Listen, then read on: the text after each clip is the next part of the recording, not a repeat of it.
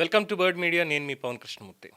ఈ మధ్యకాలంలో వచ్చినటువంటి ఫోన్ కాల్స్లో చెప్పినటువంటి విషయం ఏంటంటే, ఎంఆర్ఓ ఆఫీసులకు వెళ్ళి అయ్యా 22A రోల్ బ్యాక్ అన్నటువంటిది ఉద్యమం నడుస్తుంది బయట, సరే అది పక్కన పెడదాం, రోల్ బ్యాక్ అన్నటువంటిది పక్కన పెడదాం, మాకు ఆర్ఎస్ఆర్లో ఉంది, దేవాదాయ శాఖ వారు వాళ్ళది కాదు అని చెప్పి అడ్మినిస్ట్రేషన్స్ ఇచ్చారు, అండ్ కోర్టు ఉత్తర్వులు కూడా ఉన్నాయి, మరి 22A నుంచి రోల్ బ్యాక్ మాది ఎందుకు వెనక్కి తీయరు, పట్టాదారు పాస్బుక్ ఎందుకు ఇవ్వరు, ఇది అంటే ఒక రకం. అలాగే అసైన్డ్ భూమి ఎప్పుడో వాళ్ళ తాతల కాలంలో చేసుకోవడానికి ప్రభుత్వం ఇచ్చినటువంటి భూమి వాళ్ళు వారసత్వంగా వాళ్ళు చేసుకుంటూ వస్తున్నారు. దాన్ని సర్వే నెంబర్లు, దొంగ సర్వే నెంబర్లు ఇవన్నీ వేసి మార్చి వాళ్ళు ఇష్టం వచ్చినట్టుగా చేసిన తర్వాత అసలు మీది ఇందులో లేదు, అదేంటండి కలెక్టర్ గారి దగ్గర నుంచి అన్నీ చూపించాము, సర్వే చేయించాము, ఇదంతా ఉంది అంటే, ఇది చాలా చోట్ల జరిగినటువంటిదే, ఒకళ్ళిద్దరని కాదు, జరిగినటువంటిదే. అక్కడ వాళ్ళు ఏం చెప్తున్నారో తెలుసా? ఈవెన్ ఈ డాక్యుమెంట్ రైటర్స్ దగ్గర కూడా వెళ్ళినప్పుడు, మీరు ఒకవేళ ఆ భూమిని అమ్మేస్తాము అంటే మీరు రండి, లేదంటే రావద్దు. ఇక వీళ్ళకి కోర్టు ఎన్ఓసీలు చెల్లవు, జీవోలు చెల్లవు, కోర్టు తీర్పులు అవసరం లేదు. ఇక్కడ గవర్నమెంటే అమ్ముతుంది, మళ్ళీ వాటిని నిషేధిస్తుంది. ఎన్నిసార్లు తిరిగినా సరే కోర్టుకి వెళ్ళి తేల్చుకోమంటున్నారు. ఎండార్స్మెంట్లు ఇవ్వడం, వదిలేయడం, మేము ఏమీ చేయలేము అంటే ఇంకా ఈ గ్రీవెన్స్లు ఎందుకు, లేదంటే రెవెన్యూ డిపార్ట్మెంట్ ఇవన్నీ కూడా దేనికండి? ఇది 22Aలో మీకు ప్రభుత్వ భూమి ఇక్కడ ఇలా అయ్యింది అనడానికి ఇప్పుడు ఎంతమంది ఎంఆర్ఓలు మనకి రాష్ట్రం ఏర్పడిన దగ్గర నుంచి, ఉమ్మడి ఆంధ్ర రాష్ట్రం ఏర్పడిన దగ్గర నుంచి ఎంతమంది ఎంఆర్ఓలు ఎప్పుడొచ్చారు, ఎప్పటి నుంచి వచ్చింది ఎంఆర్ఓ వ్యవస్థ, అంతకుముందు ఉన్నటువంటి పరిస్థితి ఏంటి, డాక్యుమెంటేషన్స్ ఎవరికి ఉన్నాయి, సరే ఎవరన్నా కబ్జా చేశారు అన్నటువంటిది ఉంటే ఎక్కడ జరిగింది, ఎలా జరిగింది అనేది పూర్తిగా ఒకసారి స్క్రూటినీ చేయాలిగా. ఇవేం చేయకుండా మేము చేయమయ్యా, ఉంటే ఉండండి, పోతే పోండి, ఏంటిది? శ్రీకాకుళంలో కలెక్టర్ ఆఫీస్కి అయ్యా రోల్ బ్యాక్ చేయండి అని చెప్పి వెళ్తే ఇవాళ గేట్లు వేసేశారు, కంప్లీట్గా గేట్లు వేసేశారు.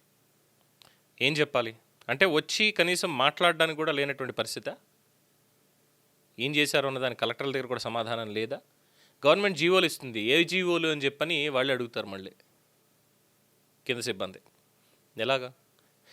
సో మనకు వచ్చినటువంటి ఇంకొన్ని కిరణ్ మళ్ళీ పంపించారు, ఆల్రెడీ మనం మాట్లాడాం కిరణ్ గారికి సంబంధించి. పీజీఆర్ఎస్ కూడా వెళ్ళున్నారు ఆయన.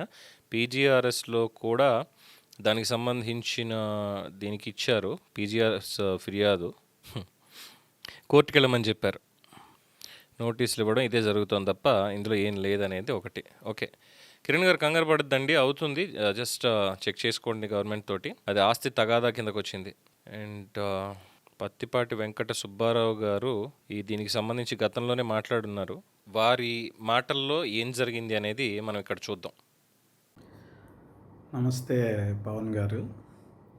ముందుగా మీరు బాధిత రైతులకి చేయాలనుకుంటున్న సాయం తపనకి ధన్యవాదాలు తెలుపుకుంటూ, నా పేరు పత్తిపాటి వెంకట సుబ్బారావు, మా స్వగ్రామం ప్రకాశం జిల్లా టంగుటూరు. ఇప్పుడు సమస్య ఉన్న పొలం మా ఊరు పక్కనే కే బిట్రగుంట గ్రామంలో ఉంది. అది జరుగుమల్లి మండలం కిందకు వస్తుంది. నేనేమో చెన్నైలో ఉంటుంటాను. ఈ పొలాన్ని 1965లో మా తాతగారు రిజిస్ట్రేషన్ ద్వారా కొనుగోలు చేశారు. అందులో రైతువారీ పట్టా నెంబర్ రిజిస్ట్రేషన్ డాక్యుమెంట్లో రాసి ఉంది. 65 నుంచి మేము సాగు చేసుకుంటున్నాము. తర్వాత 1980లో మేము మా బాబాయ్ గారు పంచుకున్నప్పుడు ఆ అడంగల్లో మా నాన్నగారి పేరు, మా బాబాయ్ గారి పేరు వచ్చింది. తర్వాత 2012లో మా నాన్నగారు నేను ఫ్యామిలీ రిజిస్టర్డ్ పార్టీషన్ చేసుకున్నప్పుడు నా పేరు మీదకి వచ్చింది. అడంగల్లో మా అందరి పేర్లు ఉన్నాయి. 2011లో మా బాబాయ్ గారి వాటా వేరే వాళ్ళకి అమ్మారు. వాళ్ళు రిజిస్ట్రేషన్ ద్వారా కొనుగోలు చేసి వాళ్ళకి పట్టాదారు పాస్బుక్లు 1B అడంగళ్ళు అన్నీ వచ్చేసినాయి. అంతా బాగానే ఉండగా 2016 ఏప్రిల్లో హఠాత్తుగా వీళ్ళు నిషేధిత జాబితాలు కలిపారు. సరే, అప్పుడు నేను చుట్టుపక్కల రైతులను విచారిస్తే అదేమవదు, తీసేస్తారు, అది ఇది అన్నారు. సరే, తర్వాత నేను చెన్నైలో ఈ కరోనా టైంలో కొంత నాకు ఫ్రీ టైం ఉండటంతో బాగా రీసెర్చ్ చేస్తే, అంటే మొదట్లో అది నా పొలమే, ఏదో పొరపాటున జరిగిందేమో అనుకుంటే, అది మొత్తం 2016 ఏప్రిల్ నుంచి 19 ఫిబ్రవరి వరకు అప్పుడు 90% భూములు నిషేధిత జాబితాలోకి వెళ్ళిపోయినాయి.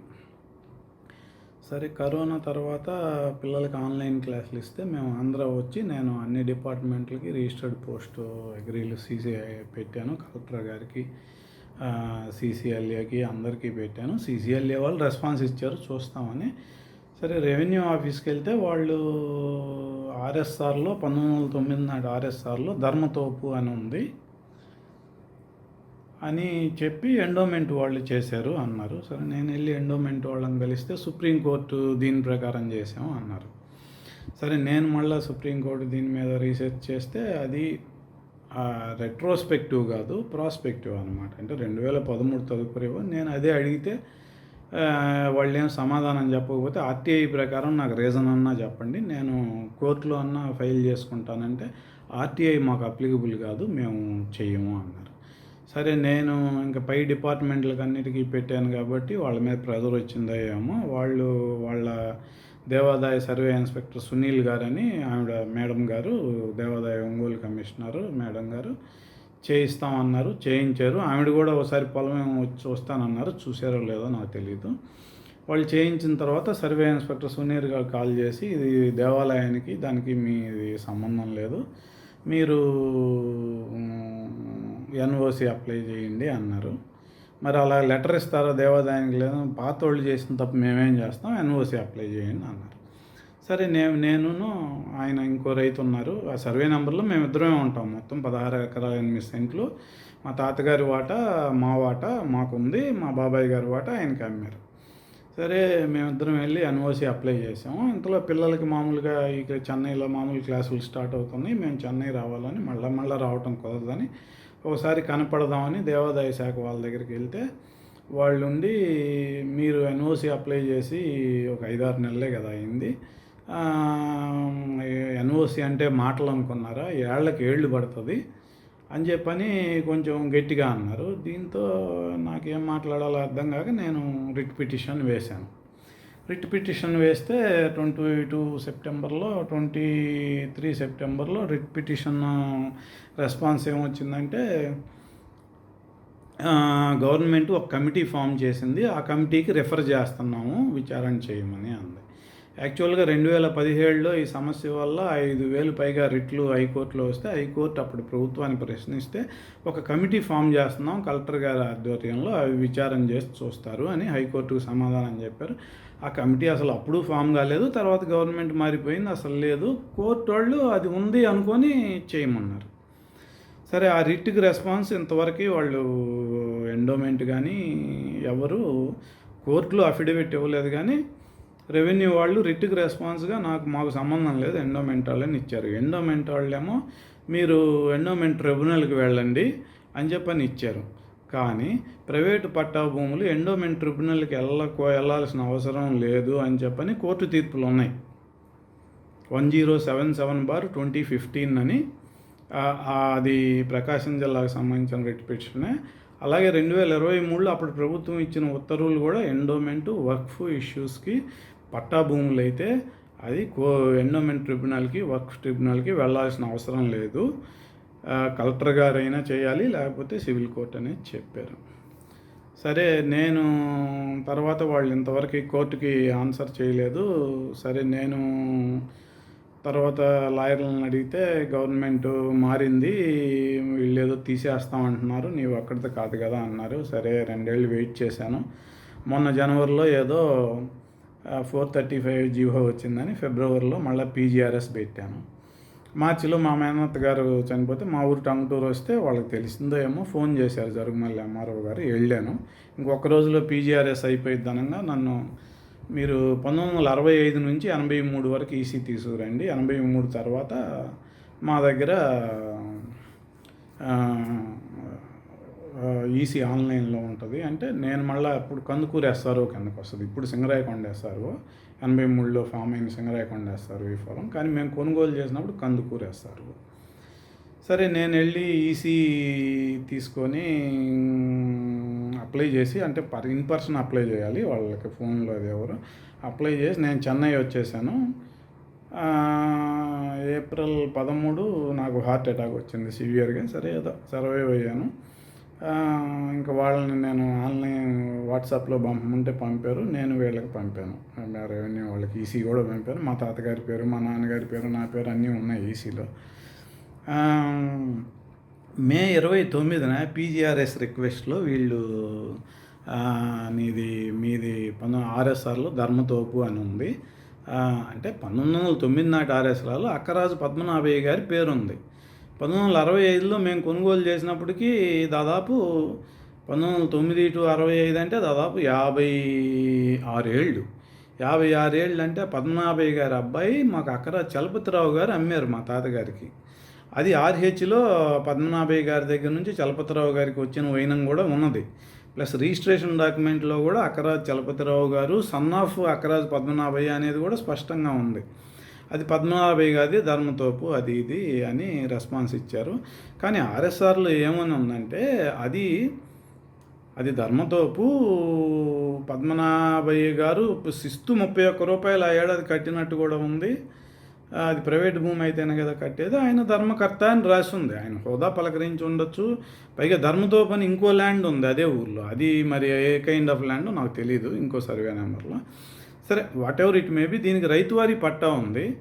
1956 ఇనామ్ అబాలిషన్ యాక్ట్ ప్రకారం వచ్చిన రైతువారీ పట్టాలకి సెక్షన్ 15లో స్పష్టంగా చెప్పారు. అంతకు ముందు ఉన్న చట్టాలు కానీ ఆ తర్వాత వచ్చే చట్టాలు కానీ ఈ రైతువారీ చట్టం ద్వారా వచ్చిన పట్టాలని ప్రశ్నించే హక్కు లేదు అని స్పష్టంగా ఆ చట్టంలోనే చేశారు. ఎందుకంటే మళ్ళీ 20-30 ఏళ్ళ తర్వాత ఎవరో గవర్నమెంట్ వచ్చి ఏదో చట్టం చేస్తే ఇప్పుడు ఈ పట్టాలు కొనుక్కొని రిజిస్ట్రేషన్ చేసుకునే వాళ్ళందరూ బజార్ని పడతారు కదా.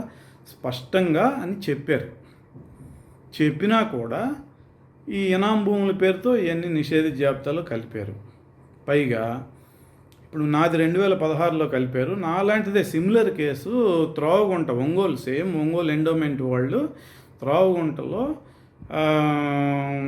ధర్మకుంట అని పడింది. మా ధర్మతోపు అది ప్రైవేట్ ల్యాండ్, 8 ఎకరాలు, 5-6 ఓనర్లు ఉన్నారు. వాళ్ళది నిషేధిత జాబితాలో పెడితే 2015లో జడ్జి గారు సుప్రీంకోర్టు తీర్పుని ఉదహరిస్తూ ఆ జడ్జిమెంట్లో ఈ రైతువారీ ఈ ఇనామ్ అబాలిషన్ యాక్ట్ ప్రకారం రైతులకు వచ్చిన పట్టాలని ప్రశ్నించే హక్కు అంతకుముందు చట్టాలు కానీ తర్వాత చట్టాలకు కానీ హక్కు లేదు అని ఉదహరిస్తూ వీళ్ళు కక్షిదారుల్ని ఎండోమెంట్ ట్రిబ్యునల్కి వెళ్ళమంటం కూడా తప్పాను అని స్పష్టంగా తీర్పు చెప్పారు 2015లో. 2016లో నా పొలంతో పాటు కొన్ని లక్షల ఎకరాలు ఇలాంటివి కలిపేశారు నిషేధిత జాబితాలో. 2009లో జస్టిస్ నరసింహారెడ్డి గారని ఆయన స్పష్టంగా తీర్పిచ్చాడు. రెవెన్యూ వాళ్ళ తీరుని తప్పుపట్టాడు. 2015లో జస్టిస్ నాగార్జున రెడ్డి గారు దాదాపు 15-30 రిట్ పిటిషన్లు కలిపి సమగ్రమైన తీర్పు ఇచ్చాడు. 2015లో జస్టిస్ గారు ఈ ప్రకాశం జిల్లాది ఇచ్చారు. అది నా కేసుకు సిమిలర్గా ఉంటుంది. ఇన్ని తీర్పులు ఉన్న 1956 ఇనామ్ అబాలిషన్ యాక్ట్ సెక్షన్ 15లో స్పష్టంగా ఈ రైతువారీ పట్టాలని ఎవరు వేరే చట్టం ద్వారా అంతకు ముందున్న చట్టాలు కానీ తదుపరి వచ్చిన చట్టాల ద్వారా కానీ ఛాలెంజ్ చేయకూడదు అని చెప్పారు. మాది రైతువారీ పట్టా స్పష్టంగా రాసి ఉంది. అయినా సరే మే 29 అప్పటికి ఏంది 435 జీవోలో గవర్నమెంట్ చెప్పింది. ఏమని చెప్పింది స్పష్టంగా, మీరు రైతు ఏ ఒక్క డాక్యుమెంట్ చూపించినా మీరు వేరే ఏదో డాక్యుమెంట్ చూపించి రైతు డాక్యుమెంట్ను వాయిడ్ చేయకుండా మీరు నిషేధ జాబితా ఎత్తేయండి అని చెప్పింది. అయినా సరే మే 29న ఈ పని చేశారు. సరే, నేను ఇంకా పీజీఆర్ఎస్లో వాళ్ళకి పైన పీజీఆర్ఎస్ గ్రూప్కి అది పెట్టాను. వాళ్ళు అక్కడ సబ్ కలెక్టర్ గారు వీళ్ళు అందరూ నాకు ఫోన్ చేశారు. మీరు వచ్చినప్పుడు కలవండి అన్నారు. నేను చెప్పాను, అమ్మ నాకు ఇలాగా హార్ట్ అటాక్ వచ్చింది, నేను ఇప్పుడు రాలేను. తర్వాత అయినా మీ ఆఫీసులన్నీ తిరిగాను నేను. మీరు తీసేస్తామని గ్యారంటీ ఇస్తే నేను వచ్చి ఆ క్యూలో నిలబడి బాగున్నా బాగాలేకపోయినా మీకు డాక్యుమెంట్లన్నీ ఇస్తాను. ఆల్రెడీ సాఫ్ట్ కాపీలన్నీ తర్వాత ఇప్పుడు కలెక్టర్ గారికి అన్నీ పంపుతున్నాను. ఈ కోర్టు తీర్పులు ప్రకాశం జిల్లా కలెక్టర్ గారికి ఆయన చూస్తున్నారు. నాకు రెస్పాన్స్ ఏమి ఇవ్వట్లేదు. ఆలస్యంగా ఆయన బిజీగా ఉంటారు కదా, చూస్తున్నారు. ఇంకేందంటే మేము కోర్టులో ఉన్న మళ్ళీ మ్యాండమస్ పిటిషన్ వేసుకోవాలి. ఈ కోర్టు తీర్పులు ఇవన్నీ ఉదహరిస్తా. అది. నమస్కారం అండి. మన ఆంధ్రప్రదేశ్ ఇనామ్ అబాలిషన్ యాక్ట్ 1956కి ఈ చట్టానికి దేశవ్యాప్తంగా మంచి పేరు ఉంది. ఎందుకంటే ఆ రోజుల్లో రైతుల హక్కులు కాపాడుతా ఇంత మంచి చట్టం వేరే ఎక్కడ ఏ రాష్ట్రంలో లేదు. ఈ యాక్ట్ తెలంగాణకు కూడా అప్లికబుల్ కాదు. ఎందుకంటే ఈ ఇనామ్స్ మెడ్రాస్ ప్రావిడెన్స్ కింద రాయలసీమ ఆంధ్ర వస్తుంది. తెలంగాణ నైజాం ప్రావిడెన్స్ కింద నైజాంలో ఉంది. సో ఎందుకంటే ఇది ఆ రోజుల్లో రైతుల హక్కులు కాపాడడానికి సెక్షన్ 15లో ఈ ఇనాముల రద్దు ద్వారా వచ్చిన రైతువారి పట్టాల హక్కులని ప్రశ్నించే అధికారం అంతకు ముందున్న చట్టాలకు కానీ తర్వాత వచ్చే చట్టాలకు కానీ ఉండదు అని స్పష్టంగా చెప్పారు. ఇప్పుడు 1909 అంటే 1909 నాటి ఆర్ఎస్ఆర్ ఈ 1954కి ముందుది. వీటన్నిటికీ రైతువారీ పట్టాలు ఆ అబాలిషన్ యాక్ట్లో స్పష్టంగా ఇచ్చారు. ఇప్పుడు మాది 2023లో రీసర్వే చేశారు. నా పొలం సేమ్ సమస్య పొలం కలెక్టర్ ఆఫీస్ నుంచి పిలిచారు. కలెక్టర్ కమిటీ ఉంటుంది కదా, అందుకని పిలిచారు కావాలని నేను చెన్నై నుంచి జస్ట్ ముందు రోజు 4 కాల్ చేశారు. హడావుడిగా టికెట్ బుక్ చేసుకొని మార్నింగ్ జనశతాబ్దికి చెన్నై నుంచి ఒంగోలు దిగి నేరుగా కలెక్టర్ ఆఫీస్కి వెళ్ళాను. అంటే సర్వే టీం వాళ్ళు కాల్ చేశారు. సరే వెళ్ళాను. ఇట్లా రీసర్వే చేసాం, మొత్తం 16 ఎకరాల 8 సెంట్లకు గాను 3.5 సెంటు తగ్గింది అన్నారు. సరే అది సహజమే. ఓకే, ఆ రోజుల్లో 100 ఏళ్ల క్రితం జరిగిన సర్వే చైన్లతోటి వీళ్ళు చేసిన దాంట్లో 3.5 సెంటు తగ్గింది. మీ బాబాయ్ గారిది కొన్న ఇతనికి నీకు చెరుసగం కట్ చేసామా అన్నారు. నేను అలా కాదులేండి, ఇది నాకు వారసత్వంగా వచ్చింది, మొత్తం పొలం మా బాబాయ్ గారిది కొన్నా, ఆయన కొనుక్కున్నాడు కదా, ఏదైనా మాకు బాధ్యత ఉంటుంది, మేము మొత్తం నాకే కట్ చేయండి 3.5 సెంట్ అంటే వాళ్ళు 10 ఎకరాల 87 సెంట్లలోంచి 3.5 సెంట్ పోతే నాకు 1066 పెట్టి ఎల్పిఎం నెంబర్లు ఇచ్చారు. ఆ పొలం కొలిచినప్పుడు కూడా పొలం దగ్గరికి కూడా నన్ను పిలవలేదు. అంతకుముందు సరిహద్దు రైతుల పేర్లు ఇమ్మన్నారు, రైతుల పేర్లు ఫోన్ నెంబర్లు ఇచ్చాను. మళ్ళీ చెన్నై వెళ్ళాను. సరే ఏదో హడావుడిగా పిలిచారు కదా అని వెళ్ళాను. కానీ ఇప్పటికీ వాళ్ళు రీసర్వే చేసిన అడంగల్లో కూడా మాది రైతువారీ పట్టా అని ఉంది. అంటే ఈ ఇనాముల ద్వారా వచ్చినాయి రైతువారీ పట్టాలు, మిగిలిన మామూలు పట్టాలు ఉంటాయి. సో మన ఈరోజు పరిస్థితి ఏంటంటే యాక్చువల్గా ఇనాం రైతువారీ పట్టాలకే మంచి హక్కులు ఉంటాయి. అయినా కూడా ఈరోజు సమాజంలో, ఆంధ్రప్రదేశ్ సమాజంలో మీరు ఏ ఆఫీస్కి వెళ్ళినా విఆర్ఓ గారు కూడా ఏంది ఇది ఇనాం కదా, అదేదో నేరంలాగా. అసలు హక్కులు ఉన్నదే ఇనాంకి. ఇది గౌరవ సుప్రీంకోర్టు వాళ్ళు స్పష్టంగా చెప్పారు. ఆ తీర్పుని 1077/2015 అనే ఏపీ హైకోర్టు కూడా ఆ గౌరవ సుప్రీం వారి కోర్టుని ఉదహరించారు. ఇంత మంచి చట్టం ఉన్నా కూడా ఇనాం భూములకి ఇక్కడ ఇంత అన్యాయం జరిగింది. ఇదే మెడ్రాస్ ప్రావిడెన్స్లో అదే 1909 నాటి ఆర్ఎస్ఆర్, మన ఆంధ్ర రాయలసీమ ఆర్ఎస్ఆర్ఏ ఉంది, ఈ చెన్నై కానీ చుట్టుపక్కల ప్రాంతాలు కానీ. ఇక్కడ అలా జరగలేదు మన ఆంధ్రాలో జరిగినట్టు. ఎందుకని ఆంధ్రాలోనే 8 లక్షల ఎకరాలు మరి ఇలా జరుగుతుంది? నా దగ్గర ఈరోజు ఎన్ని డాక్యుమెంట్స్ ఉన్నాయి? 1965 నాటి రిజిస్ట్రేషన్ డాక్యుమెంట్, ఆ డాక్యుమెంట్లో ఉన్న మెజర్మెంట్కి 1909 నాటి ఆర్ఎస్ఆర్ మ్యాపింగ్, 1965 నుంచి 2026 వరకు ఈసీ, అండ్ 30 ఏళ్ళకి సర్టిఫైడ్ అడంగళ్ళు. అందులో పట్టా పొలం అని రాసి ఉంది. మా నాన్నగారి పేరు, మా బాబాయ్ గారి పేరు, నా పేరు, మా బాబాయ్ గారిది కొన్నాయన పేరు, అందరిది ఉంది. 1B ఉంది. మళ్ళీ లేటెస్ట్గా 2023 రీసర్వేలో కూడా పట్టాకదారు కాలంలో రైతువారీ పట్టా ఉంది. రిమార్క్స్లో ఇట్లా 20A1Cలో ఉందని పెట్టారు అంతే వాళ్ళు. ఇప్పుడు ఇన్ని డాక్యుమెంట్స్ ఏ రైతులు తీసుకొని రాగలరు? ఇన్ని డాక్యుమెంట్స్ ఉన్న నాకే ఇన్ని ఇబ్బందులు ఉంటే మిగిలిన రైతుల పరిస్థితి ఏంటి? ఆ పరిస్థితి తెలుసుకొని 435 అనేది జియో 2026లో జనవరిలో జారీ చేశారు. కానీ అది అమలు చేయట్లేదు కదా వీళ్ళు. ఎవరు అడిగేవాళ్ళు లేరు. మీడియా అర్థం చేసుకోదు. మీడియాకి ఎప్పటికీ సమస్య అర్థం కాలేదు. ఆంధ్రప్రదేశ్ మీడియాకి ప్రజాప్రతినిధులు ఎవరు అడగట్లేదు. సర్పంచులు కానీ, ఎమ్మెల్యేలు కానీ, ఎంపీలు కానీ ఏంది వాళ్ళకి పట్టాలు ఉన్నాయి, కోర్టు తీర్పులు ఉన్నాయి, మా ప్రభుత్వం ఇచ్చిన జీవో ఉంది జనవరిలో, ఎందుకని తీసేయట్లేదు అని. ఇప్పుడు చైనాలో అవినీతి అధికారులకు ఉరిశిక్ష వేస్తారు, గల్ఫ్ కంట్రీస్లో ఏవో అవయవాలు తీసేస్తారు. అలా శిక్షించమని మేము ఎవరూ కోరుకోవట్లా, అవినీతి జరిగినా సరే. ఓకే,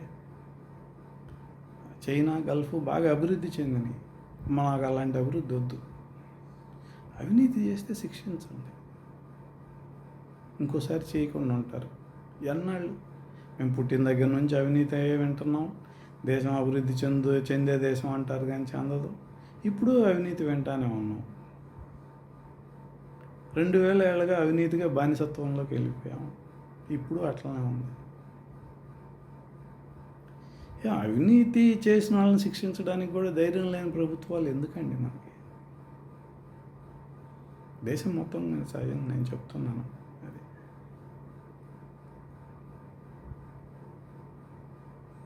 ఇప్పుడు మీరు మీ ద్వారా ఆంధ్రప్రదేశ్ సమాజం తెలుసుకోవాల్సిన విషయం ఏంటంటే, ఈ ఇనాం రద్దు చట్టం ద్వారా వచ్చిన ఇనాం పట్టాలకే మిగిలిన అన్ని పట్టా భూముల కన్నా ప్రత్యేకమైన హక్కులు ఉన్నాయనేది ఆంధ్రప్రదేశ్ సమాజం గుర్తించాలి. కావాలంటే మీరు ఎవరన్నా లాయర్ని అడగండి, నేను లాయర్ని కాదు, ఒట్టి మాటలు చెప్పను.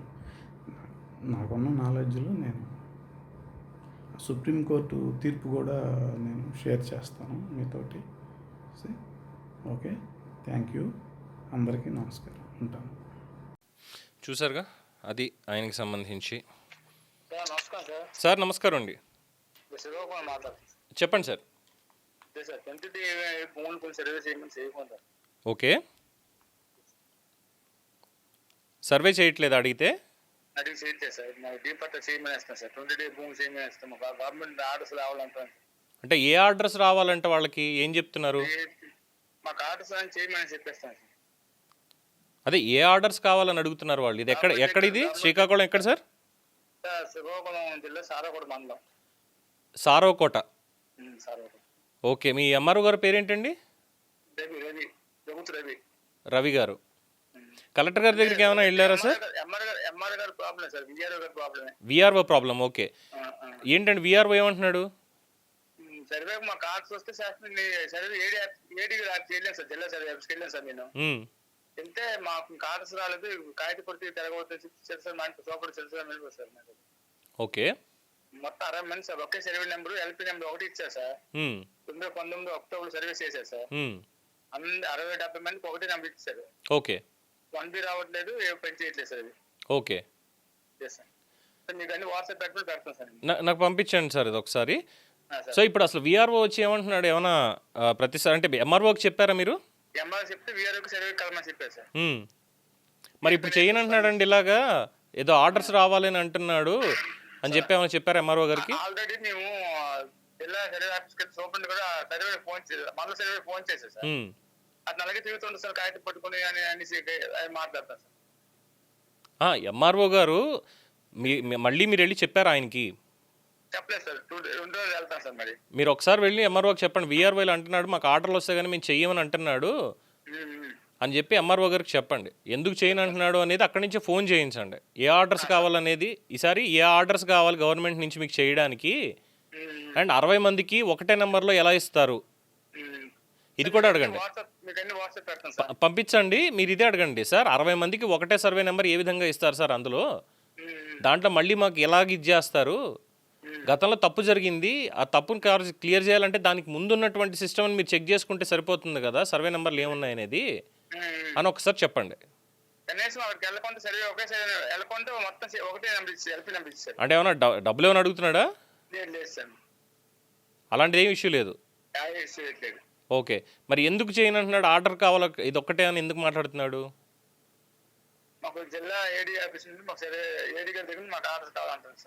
ఓకే, సరే ఎంఆర్ఓ గారికి ఒకసారి చెప్పండి, చెప్పి ఏడీకి ఫోన్ చేయించండి అక్కడి నుంచే. సరే అండి.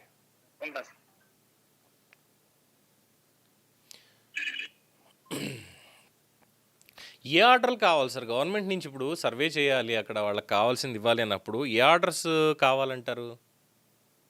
నాకు అర్థం కావట్లా. ముఖ్యమంత్రి గారేమో ఒక పక్కన ఈ ల్యాండ్స్ ఇవన్నీ ఇస్తున్నారు ఇది అని చెప్పని చెప్తున్నారు, మేము చేస్తున్నాం చిత్తశుద్ధితోటి రైతులందరికీ కూడా ఇలా చేస్తున్నామని. 22 లక్షల మంది పైచిలకు ఉన్నారండి 22A ఇష్యూకి సంబంధించి. అలాగే ఫ్రీ హోల్డ్ ల్యాండ్స్, చుక్కల భూములు కావచ్చు, ఈ 22Aలో పెట్టింది కావచ్చు. ఎక్కడికి పోతాయి ఇవన్నీ? ఎందుకు? ఒక పిల్ల పెళ్లి చేయాలన్నా, కొడుకుని చదివించుకోవాలన్నా, హెల్త్కైనా చావడం తప్ప ఇంకేం దిక్కు లేదు వృద్ధాప్యంలో ఉన్నటువంటి వాళ్ళకైతే. మరి ఎలా? మెల్లమెల్లగా చేసుకుంటాను, నత్తనడక నడుస్తాం అంటే ఎలా కుదురుతుందండి? మనకంటే మనకు డబ్బులు ఉన్నాయి కాబట్టి మనకి చిటికేస్తే మొత్తం అన్నీ మనకు పనులు అవుతాయి. కానీ సామాన్య ప్రజలు అలా కాదు కదా. అవసరానికి ఏదో ఒకటి అమ్ముకుని తీరాల్సిందే వాళ్ళు. అది భూమి అయినా, ఉన్న బంగారం అయినా. ఇంకా పేదల గురించి చెప్పక్కర్లేదు బంగారం ఎంత ఉంటుంది అనేది. ఉన్న భూమిని వాళ్ళు తాకట్టు పెట్టుకొని మళ్ళీ వడ్డీలు తెచ్చుకొని మళ్ళీ చేసుకొని దాని మీద ఇంక చివరి వరకు వాళ్ళ పని అంతే అది. అలాంటి వాటిని 22Aలో పెడితే ఇదేమీ కొత్తగా ఇప్పుడు పెట్టింది కాదు. 2008 నుంచి కూడా 22Aలో పెట్టినవి ఉన్నాయి, అప్పటి నుంచి ఉన్నాయి. కానీ ఇప్పటిదాకా తీలా. అదేంటో మరి నాకు తెలియదు. అంతకుముందు ఉన్నటువంటి కలెక్టర్లకి తెలుసా లేదా ఏందనేది. నమస్తే సార్. సార్ నమస్కారం అండి, చెప్పండి. అదేండి మా విషయం అండి ఛానల్ అయిపోయిందండి. మీకు కాగితాలు కూడా పెట్టాను. చూసే చెప్పాను కదండి, అది గవర్నమెంట్ చేయాల్సింది అని చెప్పి మాట్లాడాం కదా మనం ఆ రోజు. అవును, సో ఇప్పుడు సిచ్యువేషన్ ఏంటండి? ఇప్పుడు సిచ్యువేషన్ ఏంటంటే బోర్ ఏమైనా కోర్టుకి వెళ్ళమనండి. మొన్న విజయవాడ కూడా వెళ్ళాం. ఓకే, ఇచ్చాం 2 దుక్కులని. అదే సమయం రాజనగర్ ఎమ్మెల్యేని కూడా కలిసి గట్టిగానే ఇచ్చాడు.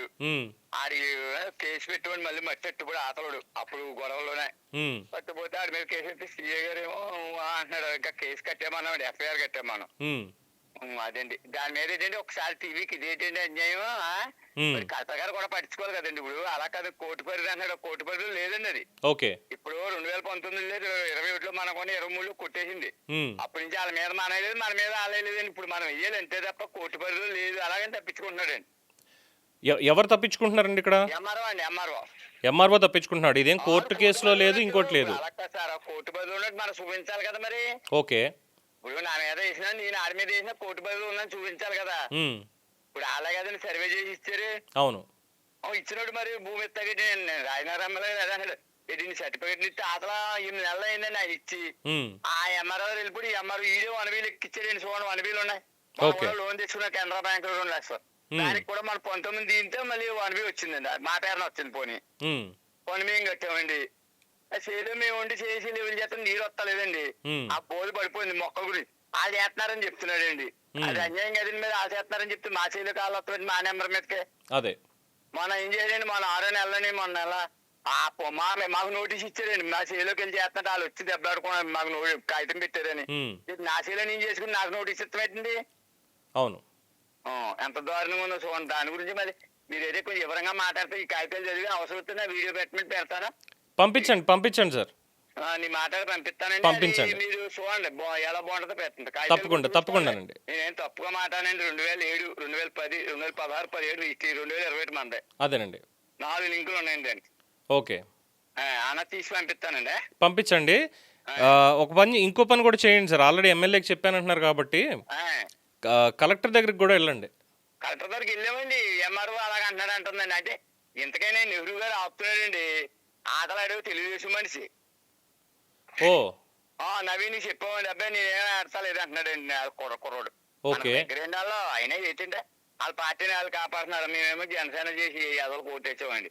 ఇలా అనిపిస్తున్నాం తెలుసండి. ఎంత కర్మ అండి నిజంగా. ఇప్పుడు తిరగలేదండి బాబు, 2 సంవత్సరాల మట్టి నలిగిపోతున్నాం. అదేండి, ఇక అప్పుడే 10 చార్లు పెట్టామండి బోర్కి. క్లియర్ చేద్దాం సార్, అది మాట్లాడదాం డెఫినెట్గా. ఒకసారి కలెక్టర్ గారికి వెళ్ళి చెప్పండి, సార్ ఇక్కడ నాకు ఇన్ని ఉన్నాయి, కోర్టులో లేదు, ఏమీ లేదు, మరి ఎందుకని మాకు ఇలా అన్యాయం జరుగుతుంది, ఎంఆర్ఓ ఎందుకని రావట్లేదని చెప్పి ఒకసారి. నిన్న సీఎం ఆఫీస్కి వెళ్ళి పిల్లలు మా ఊరు పవన్ కళ్యాణ్ దగ్గరికి వెళ్ళి డబ్బులు ఇచ్చారు సచివాలయం చదువుతా. అప్పుడు పెట్టిన వీడియోలు అవన్నీ చెప్పి లైక్లు ఇస్తే అండి సీఎం ఆఫీస్కి వెళ్ళింది. పవన్ కళ్యాణ్ గారు సీఎం ఆఫీస్కి పంపించారు. వాళ్ళు మొన్న చేశారు, నిన్న కూడా చేశారండి. అంటే ఏం చేయాలి, అంటే ఏమీ చేయలేదండి అని చెప్పాం. కలెక్టర్ గారు చేస్తలేదని చెప్పాను. కలెక్టర్ గారు పంపితే కలెక్టర్ గారు పట్టించుకోవాలి కదండి. అదే 10 సార్లు వెళ్ళాను సార్. 3 సార్లు పచ్చంగా మాట్లాడి దెబ్బలాడానండి ఎవరితోనే. ఆ ఎంఆర్ఓ ఏదో చెప్తున్నాడు, ఆ మాట్లాడిందేమో స్లోగా మాట్లాడి చెప్తున్నాను. ఆయన ఏమో కోర్టుకు వెళ్ళిపోతే వదిలిపోతుంది కదండి. కోర్టుకుంటే రెవెన్యూ ఆఫీస్ ఎందుకని అడిగానండి. ఎంత డబ్బులు ఎట్టి చంద్రబాబు నాయుడు ఖర్చు పెట్టడం ఎందుకని ₹1,00,000 అవుతుంది. సోమవారం ఇలా అందరూ భోజనాలు టిఫిన్లు కదండి. వేస్తే కదా ఇది అంతానే. మాకు న్యాయం జరిగినప్పుడు ఎందుకుంది, కోర్టుకు వెళ్ళిపోతే ఇంకా మాకు దానికి రెవెన్యూ అదే డిపార్ట్మెంట్ అండి. పెట్టమని అవసరం కదా. అదే. నేను అడిగేది ఒకటే సార్, నాకు సర్వే చేశారు గొడవలని, ఉమ్, భూమి అదే అప్ చెప్పారు. ఉమ్, మళ్ళీ అప్ చెప్పిన భూమిలోకి నెంబర్లో బోర్డు ఇస్తాకండి ఇంకో నెంబర్లు ఇస్తాను. నేను బోర్ అదేండి నాకు రోడ్డు వరకు నెంబర్లు అడుగుతాను తప్పని లోపల ఎలాగేస్తామండి. అవును. అదండి జరిగింది. ఓకేనండి, చూద్దాం సార్, పంపించండి అది ఒకసారి మాట్లాడదాం. రైట్ అండి.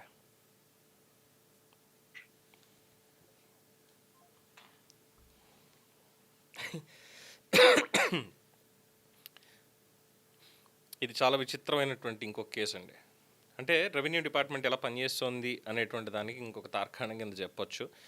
అండ్ ఒక చిన్న అప్డేట్ ఏంటంటేనండి, చాలామంది నేను పర్టికులర్గా ఏంటంటే ఈవినింగ్ ఒక 5 to 6 ఆ టైంలో నేను ఈ రికార్డింగ్ ఇదంతా పెట్టుకుంటా, కాల్స్ చేసి తీసుకోవడం కానీ ఇదంతా ఇన్ జనరల్గా. మార్నింగ్ టైంలో ఇంటి దగ్గర నుంచి స్టార్ట్ అయ్యే దగ్గర నుంచి ఏమైనా ఫోన్ చేస్తే నేను క్యాజువల్గా తీసుకుంటాను, వాళ్ళది అటెండ్ అవుతాను. వర్క్లో ఉన్నప్పుడు ఒక్కొక్కసారి అవ్వచ్చు, అవ్వకపోవచ్చు. ఇది కూడా ఒకనొక డిఫికల్టీ కింద కనిపిస్తుంది. అండ్ సెకండ్ థింగ్ ఏంటంటే, నాకు వర్క్ అయిపోయిన తర్వాత ఆఫ్టర్ 6:30 or 7 వర్క్ అయిపోయిన తర్వాత నేను 90% నేను ఫోన్ కాల్స్ అటెండ్ అవ్వనండి. ఎందుకంటే నేను ఇంటికి వెళ్ళిపోతాను కాబట్టి, అది వ్యక్తిగతమైనటువంటి జీవితం, పనులు చేసుకునేవి ఉంటాయి కాబట్టి నేను 90% ఫోన్స్ అటెండ్ అవ్వను. అర్ధరాత్రి 12:30, 1 గంటకి కూడా ఫోన్ చేస్తున్నారు. అండ్ ఆఫ్ కోర్స్ మీరు ఇబ్బందుల్లో ఉన్నారు, నేను కాదని నేను అన్నాను. బట్ ఆ టైంలో ఫోన్ చేయడం అనేది కాస్త సమంజసం కాదేమో అనేటువంటిది. నేను చేసిన వాళ్ళ గురించేనండి, నేను పేర్లు కూడా నేను ఏం చెప్పట్లేదు.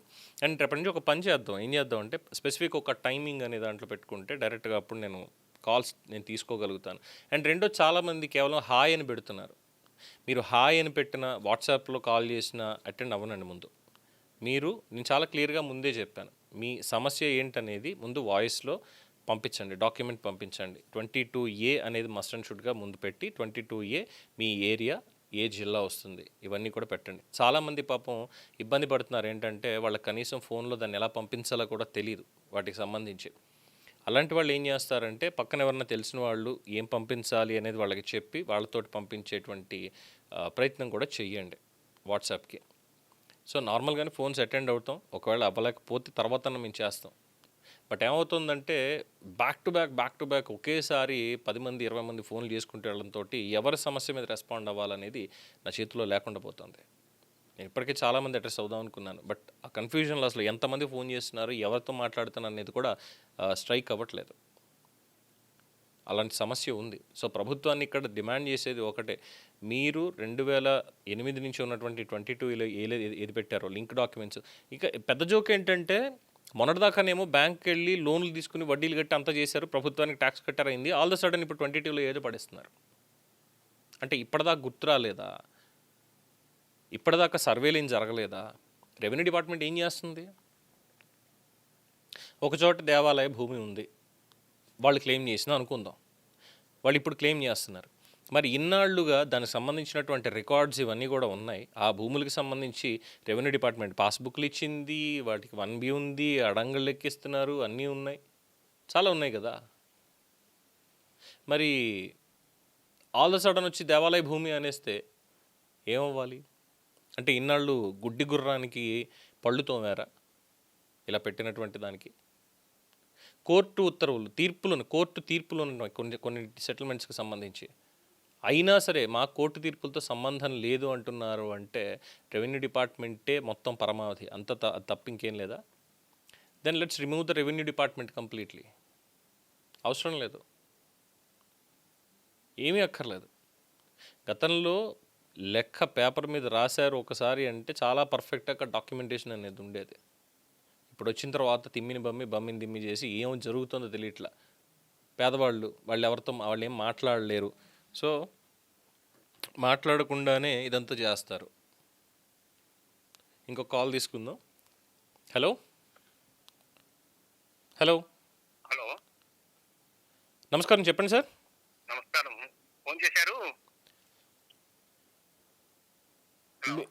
మీరు ఆల్రెడీ చేసినట్టున్నారండి, అందుకే మీ నెంబర్కి చేస్తున్నాము. అంటే ఇది వరకు మనం మాట్లాడారు, మీరు యూట్యూబరే కదా? అవునండి. అదేనండి, ఏం గురించి 22A, అవును సార్, చెప్పండి. మీరే చేస్తా ఉన్నారు, వీడియో చేస్తా ఉన్నారు మొన్న. చెప్పండి సార్, మీది ఇష్యూ ఏంటి? అదే సార్ మేము మాజీ సైనికుల దగ్గర ఉమ్. ఒకరు 1994లో కొన్నారు. 1994లో ఎక్కడ కొన్నారు సార్ ఇది? అది అల్లంచల్ రాజపాలెం టీ నరసాపురం మండలం ఏలూరు డిస్టిక్ అండి. ఏలూరు టీ నరసాపురం. అవునండి, అంటే అల్లంచల్ రాజపాలెం విలేజ్, ఏలూరు టీ నరసాపురం మండలం. రాజపాలెం విలేజ్లో ఒక మాజీ సైనికుడి దగ్గర మీరు ల్యాండ్ కొనుక్కున్నారు. అల్లంచల్ రాజపాలెం అండి. అదేనండి, అదే ఆ. ఒక మాజీ సైనికుడి దగ్గర కొన్నారు మీరు. అవును, అంటే మేము డైరెక్ట్ ఆయన దగ్గర కొనలేదండి. మయాన ఇంకొకరు కొన్నారు, ఇందుకూరు సుబ్బలక్ష్మి అని ఆవిడ కొన్నాయి. ఓకే. ఏది 1994లో. ఓకే. 2000 సంవత్సరంలో మేము కొన్నాం. 94, 2000 వచ్చేసరికి మీరు కొనుక్కున్నారు. ఆయనకి మాజీ సైనికుడికి 1978లో ఇచ్చారండి పట్టా. ఓకే. సో 1978 పట్టా ల్యాండ్ని 94లో ఇందుకూరు వాళ్ళు కొనుక్కున్నారు. అక్కడి నుంచి 2000 సంవత్సరంలో మీరు కొనుక్కున్నారు. అవునండి. ఓకే. అయితే మాకు రిజిస్ట్రేషన్ అయింది, ఆన్లైన్ అయింది, అన్ని బాగానే ఉన్నాయి. 1 BHK అడగ వచ్చేదండి. ఈ 2017-16లో దాన్ని 22A పెట్టారు. 22Aలో 2016-17లో పెట్టేశారు. అవునండి. ఓకే. అప్పుడున్న స్థానిక ERO అని ఏంటని అడిగితే అదేదో కోర్టులో ఉంది అన్నాడు. అది మనకే ఇంగ్లీష్ అంతగా రాదండి, కొంచెం భాష ఇబ్బంది. దాన్ని తెలుగులో తర్జుమా చేసి చూస్తే అసలు ఆ నెంబర్ సంబంధించింది కాదండి, ఇంకో వేరే నెంబర్ సంబంధించింది అతను ఇచ్చేది ఫైలు. ఓకే. అరే అతను వెళ్ళిపోయాడు, కాలం కూడా చేసేసాడండి. అతని మీద వాళ్ళ మీద ఏదైనా కోర్టుకి వేద్దారండి. తదుపరి వచ్చిన MROకి మాది మళ్ళీ దాన్ని 20Aలో తీమని పెడితే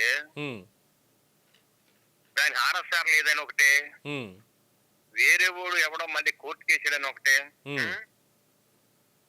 అందులోని మామూలుగా ఒక దాంట్లో 48 ఎకరం ఉందని రకరకాలుగా అయిన ఎండార్స్మెంట్ ఇచ్చారండి మనకి. ఓకే. ఇక అదే మళ్ళీ తర్వాత కూడా అదే ఎవరికి ఇచ్చినా అదే కోర్టు అంటున్నారు, అది అంటున్నారు, ఇది అంటున్నారు, కానీ సరైన సమాధానం చెప్పలేదండి. అంటే కోర్టు అంటే ఈ నెంబర్ కాదండి, మందే అది మొత్తం 48 ఎకరం, అది మెయిన్ నెంబరు. ఇది మందే 470 సెంట్లు అండి. 5 ఎకరాలు 5 సెంట్లు అంటే రోడ్డు వేశారు. అప్పుడు ఆయన అనుకూలంగానే రోడ్డుకి ఇచ్చాడు 30 సెంట్లు. అది పోంగా కొలతలో మనం 475 సెంట్లు వచ్చింది, అంత మట్టికండి. ఓకే. అది వేరే డిస్ప్యూట్ అంటే ఆ ఫారెస్ట్ గట్ర గురించి ఎవరో ఒకటి ఏదో డబ్బు కోసం ఏ కాదో డబ్బు వసూలు చేయటం, మీకు ఆ భూమి వస్తుందంటే ఈ భూమి వస్తుంది, ఎవరో ఒకటితో కోర్టు కేపీయటం, అదో బిజినెస్. ఓకే. వాళ్ళు ఏం చేశారంటే వీళ్ళు ఈ రెవెన్యూ అధికారులకి అదొక సాగ్గా చూపెడుతున్నారు అన్నమాట. ఓకే. అదే. సో ఇప్పుడు కేసు వేసారా నిజంగానే ఎవరన్నా దీని మీద? దీని మీద ఏమి లేదు, ఈ నెంబర్ మీద ప్రత్యేకం ఏమీ లేదండి. వేరే ఏదో అక్కడ ఫారెస్ట్ లో ఏదో గ్యాప్ ఏరియా ఉందనో, లేకపోతే మీది 3000 ఎకరం అనో, మాకు గ్యాప్ ఏరియా ఉందనో, అవన్నీ పనికిరాని అండి. దీనికి సంబంధించి ఏం కాదు. ఓకే. ఇది మొత్తం అసైన్ చేశారు. ఒక 15 ఎకరాలు ఎక్స్ మిలిటరీ పట్టా, మాజీ సైనికులకి పట్టాలు ఇచ్చారండి. కనవాది అసైన్ చేశారు, కొంత దారుల కింద ఉంది. అవును. ఈ 48 ఎకరమే ఖాళీ లేదండి. ఓకే. ఇంకా వేరే దాన్ని ఇది ఏదో పూర్వం 900 ఎకరం ఇది. ఈ 900 ఎకరంలో ఈ 1900 మనకి 52లోనో ఎప్పుడో వచ్చింది కదండి ఫారెస్ట్ గెచ్చే నోటిఫికేషన్. అవును. ఆ నోటిఫికేషన్ లో సాగులో ఉండాలి మొత్తం కూడా వాళ్ళు కలిపేసుకున్నారు, ఆక్యుపై చేసేసుకున్నారండి. ఓకే. ఫారెస్ట్ వాళ్ళు. ఓకే. దాన్ని గ్యాప్ మట్టికి అప్పుడు దీన్ని ఈ రెవెన్యూ అప్పుడు కలెక్టర్, తహసీల్దార్, చంద్రపూర్ తహసీల్దార్ అండి, అప్పుడు మండలాలు లేవు. ఆ తహసీల్దార్ పరిశీలించి కొంతమంది అసైన్లకి, కొంతమంది మాజీ సైనికులకి పట్టాలు ఇచ్చారు. ఓకే. దాన్ని ఆ కాలం జిల్లా కాగితాలు పట్టుకున్న 1950కి ముందు రీసర్వే ముందటి పట్టుకుని సర్వే ముందటికి అది అప్పుడు 900 ఎకరం, అది గ్యాప్ ఏరియా, మాకు ఏదో పట్టాలు ఇవ్వమని రకరకాలుగా 15 వాళ్ళందరూ డబ్బులు చేసి కోర్టులకి అయితే ఆ చాకుగా చెప్తున్నారు అనమాట. ఓకే. అదనమాట. సో దీనికి సంబంధించి మరి కలెక్టర్కి ఏమైనా రిప్రజెంటేషన్ ఇచ్చారండి వెళ్ళి? అందరికి ఇచ్చామండి. వాళ్ళు మళ్ళీ తిప్పి ఇక్కడికే స్థానిక తహసీల్దార్ దగ్గరికి పంపుతున్నారండి. ఓకే. సో అయితే ఒక పని చేద్దాం సార్, ఇది మీ డాక్యుమెంటేషన్ ఏమైనా నాకు పంపించారండి? అది పక్కాగా ఉన్నాయి డాక్యుమెంట్. నాకు పంపించారా అవి? మీకేం పంపలేదండి. నాకు పంపించండి ఒకసారిగా ఇది డిప్యూటీ సీఎం కళ్యాణ్ గారికి పంపించేటువంటి ప్రయత్నం కూడా చేద్దాం. ఎందుకంటే అటవీ శాఖ ఆయన దగ్గరే ఉంది కాబట్టి వారి దృష్టి కూడా తీసుకెళ్ళాలి. అండ్ కలెక్టర్కి ఇచ్చినా కూడా ఏం మాట్లాడట్లేదు, ఎండార్స్మెంట్ ఇదే ఇస్తున్నారు అంటే దానికి సంబంధించి కూడా ఒకసారి మాట్లాడదాం సార్ అక్కడ. వాళ్ళు ఏం చేస్తున్నారు అంటే స్థానిక తహసీల్దార్కే పంపుతున్నారు. అదే వాళ్ళు ఏంటంటే మళ్ళీ ఈ మధ్య ఏమంటున్నాడు, ఏదో రకరకాలండి అయిపోతుందని ఒకసారి అంటాడు, లేకపోతే సిసిఎల్ కోర్టు అయిపోతుంది అంటాడు, ఒకసారి కోర్టు రకరకాలుగా చెప్తున్నారు. అయితే ఉంటే డబ్బు ఇచ్చినోడికి ఏదైనా అయిపోతుంది. ఎన్నిసార్లు ఇస్తామని డబ్బు? అంటే ఇప్పటిదాకా ఏమైనా పేమెంట్స్ చేశారు అలాగా? లేదు నేను చేయలేదు. అప్పుడు మనం ఆన్లైన్ చేసినప్పుడు వాళ్ళే చేశారు తప్ప మళ్ళీ మనం ఎవరికి ఏం పేమెంట్ చేయలేదు. ఓకే. ఏమైనా డిమాండ్ చేస్తున్నారా ఆఫ్ ద లైన్ ఏమైనా కావాలని? మళ్ళీ అడగటం లేదు, ఇలా చెప్తున్నారు మనం ఏమి ప్రపోజ్ డేట్లో తీసుకుంటారా అని. ఓకే అదే సరే అండి, నాకు ఒక్కసారి పంపించండి సార్, మాట్లాడదాం. అలాగే ఈ నెంబర్కి పెట్టమంటారా? ఇదే నెంబర్కి పంపించండి. వాట్సాప్ మెసేజ్ పెట్టుకోండి. సరేనండి, ఓకే సార్.